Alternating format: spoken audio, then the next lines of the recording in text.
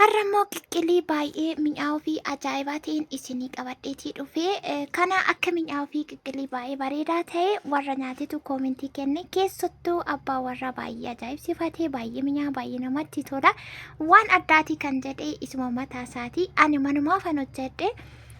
Egaa viidiyoo kana laayikii gochuun jalqaba hundi keessanii laayikii qusachaatii jirtu akka waan isinitti qoxxoru wayii laayik gochuu jechuun viidiyoon gara biraatti akka sheer ta'uu gargaara.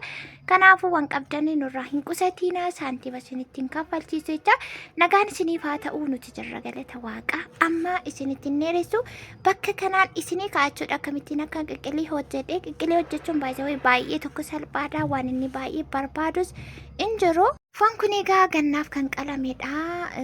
Ani firiijiin qaba galata waaqa. Viidiyoo kana immoo kana waraabe har'a osoo hin taane gaddaadha. Achiin booda jalqabaa foon gadi baasee sirriitti miicee qulqulleessee booda bishaanitti naqee erga bishaanitti naqee haala kanaan danfee booda qoshashaa sarara keessatti raagateera garuu yeroo viidiyoo waraabuu nan irraanfadhe jidduutti achii dhumarratti wanta namatti naqaa jiru kuni heelii qundoo barbaaree fi akkasuma qurunfudii isaan kanan itti naqee jechuudha. Erga itti naqee walitti danfisee booddee gaa'is sagalee koorratti immoo bakki dogoggoree yoo jiraate dhiifama naa godhaa xiqqoo ishee gadi qannasinaa saara suuqii keessan jira namni tarii na dhaggeeffate naa kan jedhu suuqiin jedha akka mana keessaa firiidamii ta'uu hin danda'u. Achi egaa heelii qundoo barbaaree fi qurunfudii isa kana mismaarilee keessa jira isaan kana ergan itti naqee ittiin affeelee booda keessaa calalee nan baase isaan sana qimamoota sana amma kana haala bareedaa ta'e irra jira qulqullaa'ee baay'ee bareeda. Achiin booddiigaa jalqaba irratti erga ganaffalee xuriinsa irraa badee qimamitti naqee waliin affeelee danfise qimamoota sanaa booda namni yeroo nyaata akka afaan namaatti dhufee nadhoofneef keessaa baasuu hin dirqama. Achii booda wanti bicaan ammoo maankaa gimmaashitti naqee hirdiidha jechuudha. Hirdii baay'ee hin barbaadu ani baay'ee bicaa bicichi akka jedhu hin barbaadu. Kunoo amma kana ammoo hirdii faana jechuudha kan inni danfaa jiru qamma qadaadeetiin jira haadaan furdicha faana jechuuf amma kunoo haala argitan kanaanii bareedeetu danfaa jira hirdii garuu baay'ee hin qabu bakka tokkotti qilqiliin baay'ee bicaa kan ta'edha jechuudha. Ani immoo bicaa isaa hin barbaadu. Wanti hundumtuu immoo akka filannoo abbaati itti aansee wanta na barbaachisu roosmerii qullubbii adii qaaraa fi akkasuma immoo warruma asirratti argitan kanaa jechuudha. Waan biraa miti qilqiliinii qulleetii kollaatii hin barbaachisu. Garuu abbaan jaallate fedha isaatiin waan barbaadetti dabalataa isaan kana dura shunkurtiitti naqee shunkurtiidhaan bishaate qullubbii adiitti naqee achi roosmerii fi qaaraa dhumarratti keessa buuse achii booda bakka kanatti aanee wanti hafu yoo jiraate ashaboo fi dhadhaa qofadha. Dhadhaa jechuun danda'uuni a'aa jennaan nuti akka warra biyya keenyaatti a'aan immoo kunoo kana yeroo naxxaruu viidiyoo hin waraabne asumarraan na'uuf kolcha enaan mijaanne diimaatti naxxaree jira jechuudha. Sababni isaanii adii hin jaalla'u namni mana kana jiru namni adii jaallatu hin jiru jechuudha. Kanaafuu diimaadha dhadhaan ani qabu. Barbareedhaan waan hin naxxaree fi kunoo kana fakkaataa qodaa akka kanaa keessaan qabaa barbareetti naqeetiin jira. Kanaafuu qilqiliin sun inni xiqqoo dura bicaa ture amma kana gara diimaatti deebi'ee jira. Sababa a'aa kanaa fi dura zayitii hin fayyadamne sababni isaa foonichi cooma waan qabuuf zayitii ofiisaa qaba. Dhumarratti dhadhaa maankaa lama qofaan fayyadame. Achiin booda ashaboodhaa dhumarratti kunoo haala kanaan baay'ee bareeda baay'ee tokko argaa mana keessatti baay'ee namatti tola fooliinsa.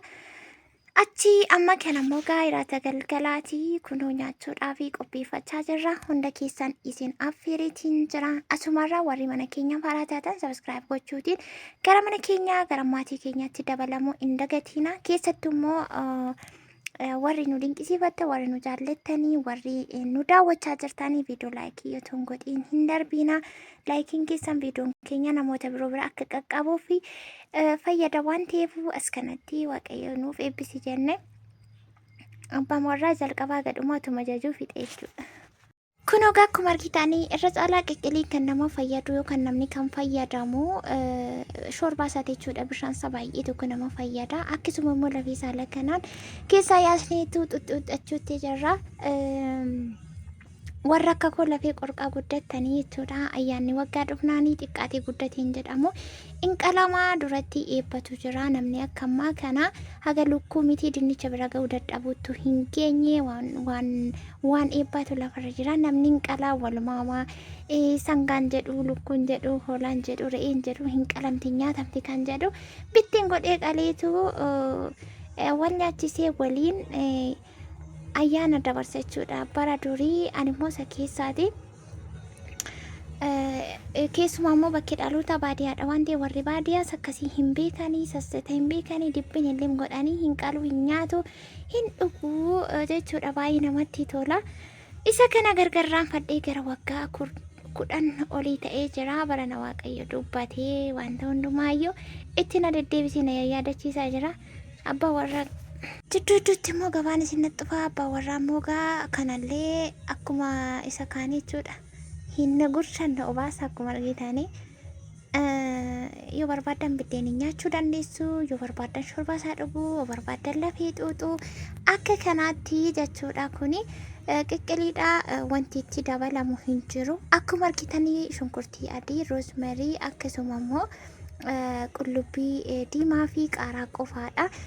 Dhumarratti qundoo barbaree yoo barbaadan akkasuma ashaboo fi a'aatti dabaluutiin qilqilii baay'ee bareedaa ta'e qulqullina isaa eeggate hojjetattanii nyaachuuti dandeessu.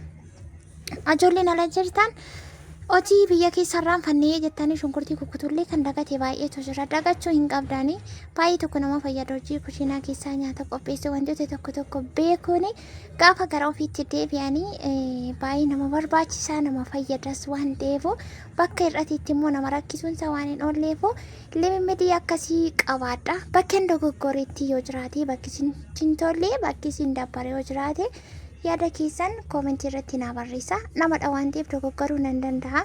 Isa kana immoo kan anaaloon illee na caalaatti kan sirriitti intinaasaa eegdanii hojjechuu dandeessanii jiraachuutii dandeessu waan ta'eefuu ani isin caalattan beekachuu koomitii agam beekurraa immoo kun warra faamilii wajjin wanta qopheessee itti fayyadamne viidiyoon kanarraa miti kan hin gaddaatii arrasiin biraan qaqqabsiisera waan ta'eefuu isin immoo yaada keessan asuma jalatti nuuf qooduu dandeessu. Viidiyoo keenya isinitti tole laayikii godhaa. Warri maatiin ta'anii maatii ta'aati gara mana keenya gara maatii keenyatti dabalamuun miseensa nu ta'a. Akkasumas immoo yaada biraa gaaffii biraa wanta hojjedhu nutti agarsiisillee hojjettan qabaattan waan an beekuuf danda'udha yoo ta'e isinii qabadhee dhufuu nan danda'a. Isa kana fakkaataa ogummaa nyaata hojjechuu baay'een beekaa kanan danda'a jechuu koomidiyaanii maaliif keessattuu gara aadaatti otoo deebine nyaata aadaa hojjechuu jechuun istaandaardii isaa eeggatee baay'ee tokko ni ulfaataa jechuudha. Innaa beeka kana hunda nan danda'a jechuu osoo hin taane aga tokko na yaalanii garuu kushiinaa keessa hojjechuun baay'ee natti tola. Nasin dabbaruu haga tokkollee naa dhufaa hidheetii yaada. Kan kanarraaf immoo gaabbaan hin argu mormatu namaaf argaa hidhanii yaada keessa nan eega.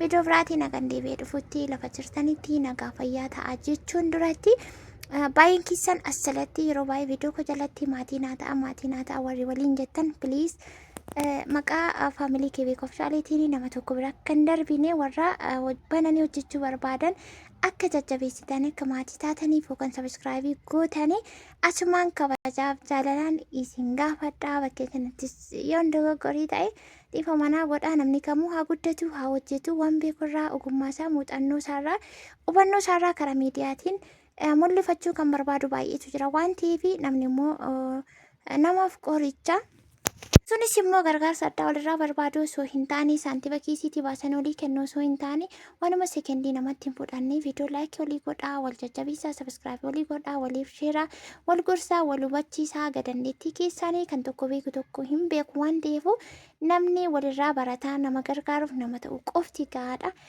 Isa kanaan isiniin jechuutii barbaada. Baay'isin jaalladha baay'isin kabajna. Viidiyoo biraatiin nagatee binee dhumnutti nagaa fayyataa gaarii isiniin darbiin amtuun isiniin argin lafiyyoo dhumuu didee viidiyoon isinitti dheerata booda immoo nakkumatti waan ta'eef baay'een isiniin jedha.